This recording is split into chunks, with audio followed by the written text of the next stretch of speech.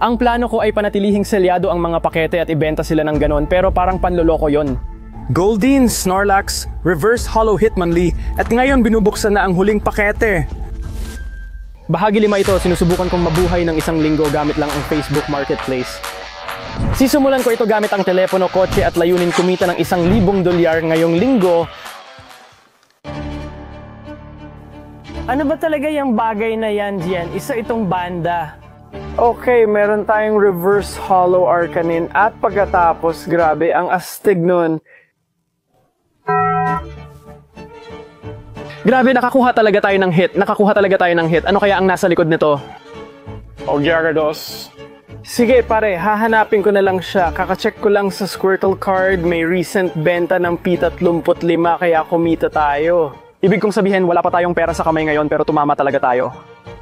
Astig yon, kaya kahit wala pa tayong pera, pwede nating ibenta to. Kaya mula doon, nag-celebrate ako. Hello, pwede bang mag-order ng McChicken, large fries at large sweet tea? Salamat ng marami. Kaya agad kong kinain ang pagkain ko at nag-drive papunta sa tindahan kung saan pwedeng bilhin ang card at mga larong binili namin.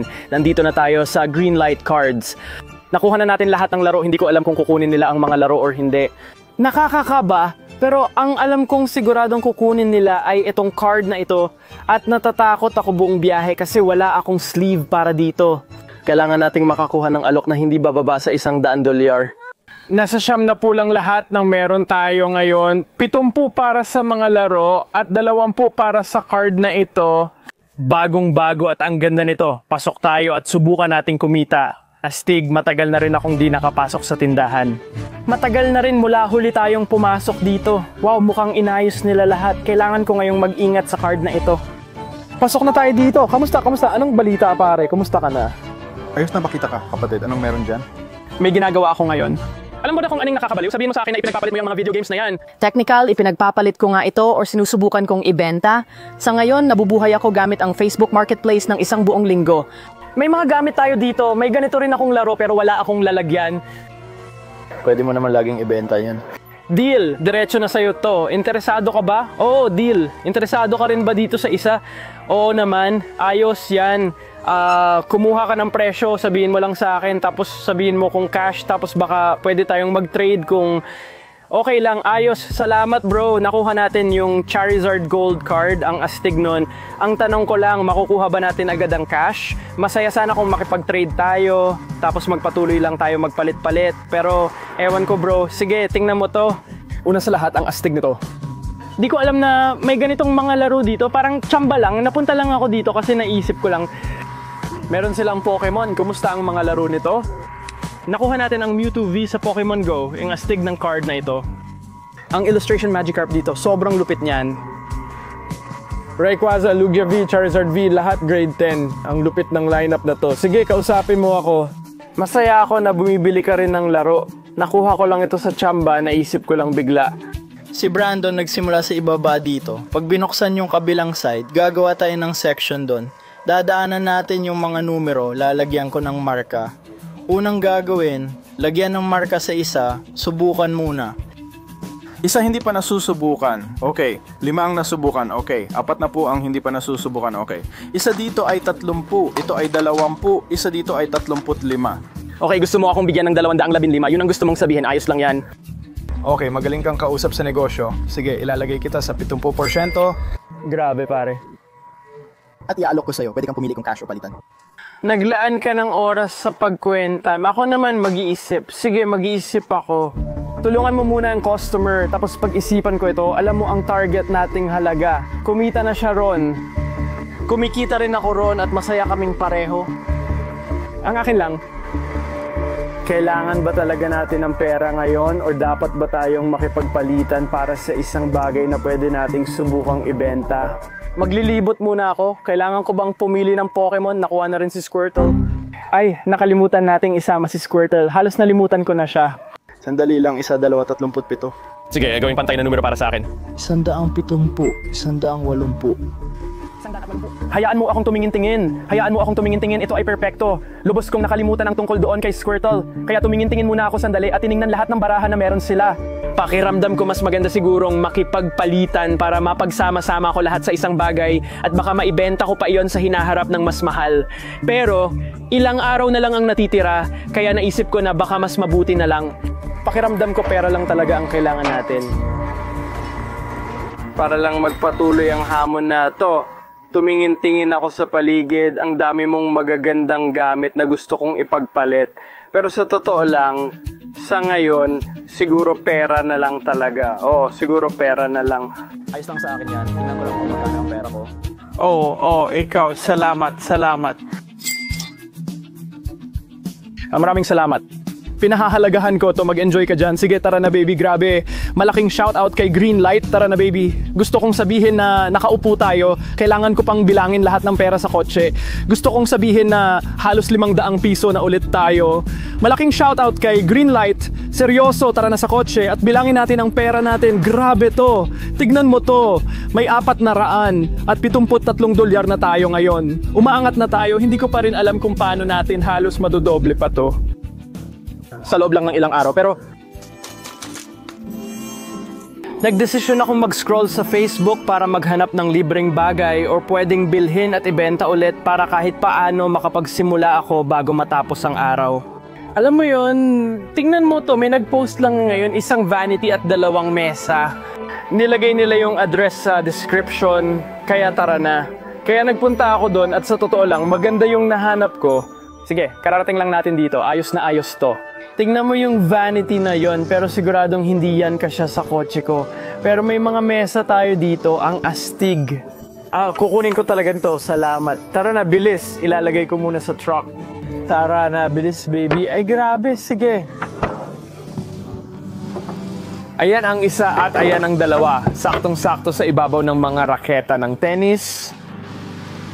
Nandyan pa rin na yung mga yon, hindi pa namin nabebenta or ano pa man. Pero tara na, kaya nagdesisyon akong kunan ng litrato ang mga mesa at i-re-upload sa Facebook. Sa tingin ko, yun ang pinakamagandang paraan para mabenta ang mga to. Nilagay ko sila sa halagang 30 piso. Sa tingin ko, okay na presyo yon para sa mga yon, di ba? 15 bawat isa. Oo, sa totoo lang, parang wala na akong masyadong magagawa pa ngayon. Sinubukan kong mag-scroll sa Facebook sandali para tingnan kung may mga libreng bagay, pero parang wala naman masyado. Kita-kits bukas ng umaga. Magandang umaga. Ang hirap matulog sa upuang to. May magandang balita ako tungkol sa mga mesa na to. Ang dami kong natanggap na mensahe tungkol dito. Sasagutin ko na lang isa-isa ngayon. Wala na rin tayong kahit isa. Wala pa ring update sa cabinet na to. Inisip ko kung ibababa ko na lang presyo nito. Kung ano pa man. Hindi ko alam, pero may nag-alok sa akin ng 20 pesos para sa mga mesa. Pakiramdam ko, ibebenta ko na lang talaga. Sabi nila, dalhin mo ang 20 pesos na cash. Panalo na tayo, pare.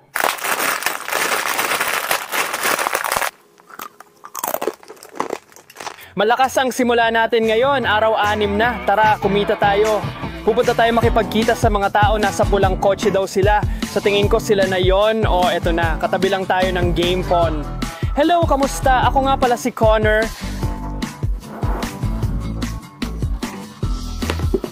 Ako si Julie. Magandang makilala ka. Narito ang mga mesa. Swertehin ka sana. Salamat. Pinahahalagahan ko ito. Salamat, mag-e-enjoy ka. 20 dolyar na cash. Alam mo ba kung anong ibig sabihin nito? Ibig sabihin nito, akala ko may 500 dolyar na tayo. Malapit na sana, pero may 400 at 73 dolyar tayo dito. Akala ko talaga na abot na natin ang 500. Kailangan kong alamin kung paano tayo makakakuha ng kahit 10 dolyar pa. Naalala ko pa na meron pa tayong mga raketa ng tennis. Sa tingin ko alam ko kung saan natin ito pwedeng dalhin. Kung saan ko pwedeng ibenta ito, subukan ko na rin. Pasensya na sa pag-abala sa laro ninyo. Gusto ba ng kahit sino sa inyo bumili ng tennis rackets ng 10 dolyar? Hindi, wala. 110% na hindi. Hindi talaga. Sige, salamat na lang. Ang awkward nun, ayoko na ulitin. Bago ko isuko ang mga tennis rackets, sinubukan ko pang ibenta sa ibang lugar. Hindi ko inakalang magiging mahirap ito. Ito pa ang una nating nakuha sa challenge na to, pero di ko pa rin mabenta. Pasensya na, mabilis na tanong. Gusto nyo bang bilhin lahat ng tennis rackets ng 10 dolyar? Nabilhin ang mga ito. Oo, 10 dolyar lang. Pumasok ka at itanong kung nandun si Robin or kung wala bang tao. Sige, si Robin. Hindi, itanong mo talaga si Robin. Pero si Paul ang pro, si Paul. Kaya siya talaga ang tanungin mo pero wala siya dito, nakikita ko. Pero itanong mo sa front desk at baka matulungan ka nila. Itago mo lang, babayaran ka nila, subukan mo. Sige, ayos. Salamat, na appreciate ko. Pasensya na sa istorbo. Magtatanong kami para kay Paul or Andrew o John. Ano nga ulit pangalan niya? Paul. Bakit kaya ako naiilang kausap ang mga tennis player? Parang pakiramdam ko lahat ng tennis player tinitingnan lang ako. Parang wala akong kwenta. Heto na, grabe ang laki ng lugar na to. Hello, may tanong ako. Ibebenta ko sana ang mga tennis racket ng 10 piso. Kayo po ba ang dapat kausapin? Hindi ako. Wala sigurong interesado. Kahit 10 piso, wala pa rin. Kahit 10 piso, wala pa rin. Ibay. Iba Isip Marketplace. Sige, oo. Mukhang wala talagang may gusto sa mabaho kong mga raketa ng tennis.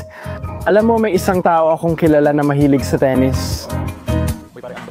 Anong balita, pare? Pakibili mo naman ako ng mga raketa ng tennis. 10. Alam mo ba kung anong nakakabaliw, bro? Kakasimula lang mag-tennis ng mga anak ko. Sumpa ako sa Diyos. Ayos yan, 10 dolyar bro, alamat ka talaga. Alam kong gugustuhin mo yon. Sige tol, salamat at good luck sa biyahe mo. Tara na baby. Alam kong magiging panalo yung pababa. Alam mo ba kung anong ibig sabihin yan? Sa wakas, meron na tayong 500 dolyar. Ang problema lang, parang hindi ko yata kayang umabot ng 1,000. Sa totoo lang, hindi ko alam kung kakayanin natin. Isang araw na lang ang natitira. Paano ko kaya magagawang kumita ng 500 dolyar? 6 na araw na ang lumipas bago natin nakuha to. Para magawa to, parang imposibleng mangyari. Wala na talaga, bukas na ang huling araw natin, kaya parang... Paano ako kikita ng 500 dolyar? Buong gabi ko pa itong pag-iisipan. Mukhang matatapos na lang ako sa... mag-isip kung paano tayo makakagawa ng pera. Ng maraming pera.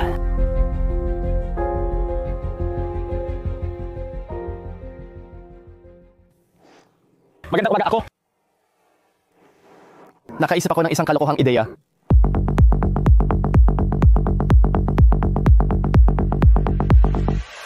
Takot ako ngayon, pwede nating madoble ang pera.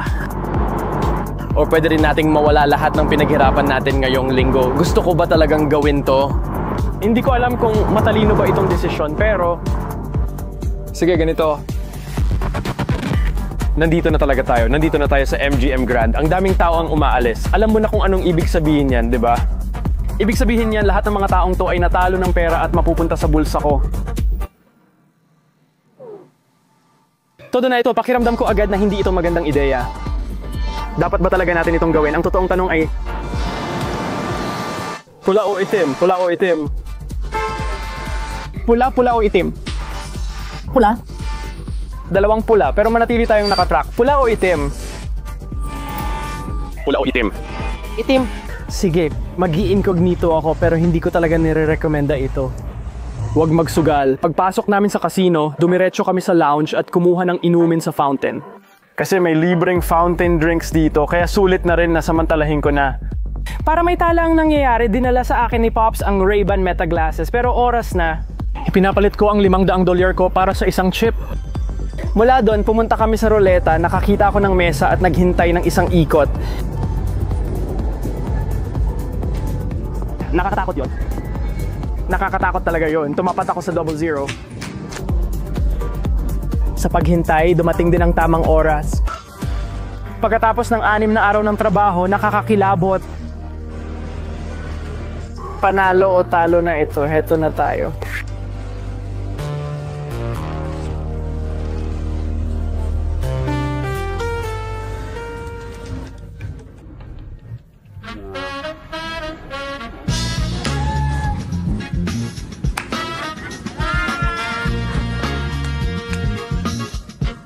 Iniwan mo akong bitin. Sabi ko sa'yo, parang boss ang pakiramdam ko. Grabe talaga, pare. Literal na nanginginig ako ngayon. Hindi ako makapaniwala na nakuha talaga natin to. Imposible. Imposible, yan ang napala mo. Hindi ako makapaniwala. Hindi ako makapaniwala na tumama talaga tayo. Diyos ko, parang lalabas na ang puso ko sa dibdib ko. Grabe yon. Nasa 1,000 na tayo ngayon. Dolyar. tayo. Nagawa natin to, baby. Ang ganda at ayos, puro daan pa lahat. Pwedeng iba kinalabasan ng challenge at isang chance lang kasi. Sinuwerte lang talaga tayo. Kaya reminder, huwag magsugal. Pero tingnan mo, baby, parang ang dali lang ng $1,000. Yo, at mabilis lang. May nag-message lang sa akin tungkol dito sa cabinet. Pare, matagal ko nang gustong ibenta tong bagay na to. Matagal na itong nasa kotse ko. Ilang araw na. Alam mo? May naisip akong ideya.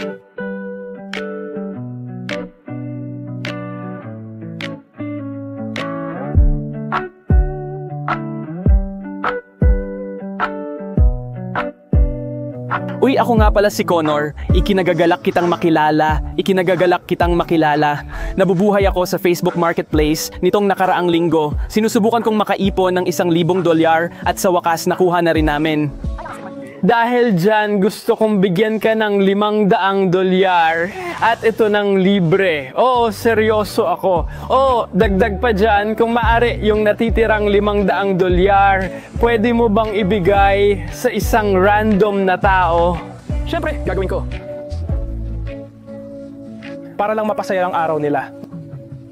Salamat. Kung sino man ang gusto mo, siyempre kahit ano, sige gawin mo. Gusto mo ba akong tumulong ilagay ito sa kotse mo muna? Oo, sige. Matagal na akong nakatira sa kotse ko at ngayon ipamimigay na natin ito kaya.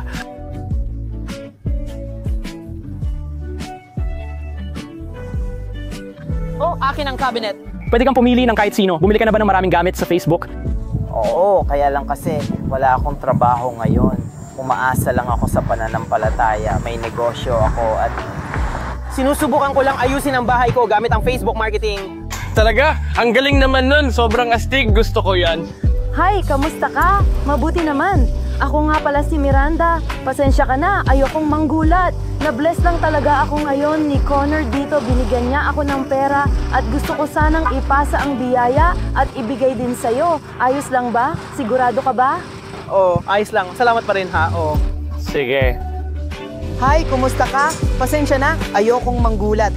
Nabiyayaan ako ngayon at gusto kong ibalik ang biyaya sa inyo at pagpalain kayo ng kaunting pera. $500 ito, walang kapalit. Para ito sa inyo, para makatulong sa kahit anong kailangan ninyo ngayon. Alam ko, ganun din ang naramdaman ko. Ginawa rin niya ito para sa akin, kaya siya nga. Seryoso, hindi. Seryoso. Sa inyo na ito. Libre? Oo. Salamat. Maraming salamat. Salamat. Salamat. Walang anuman. Magandang araw sa'yo. Salamat. Paalam.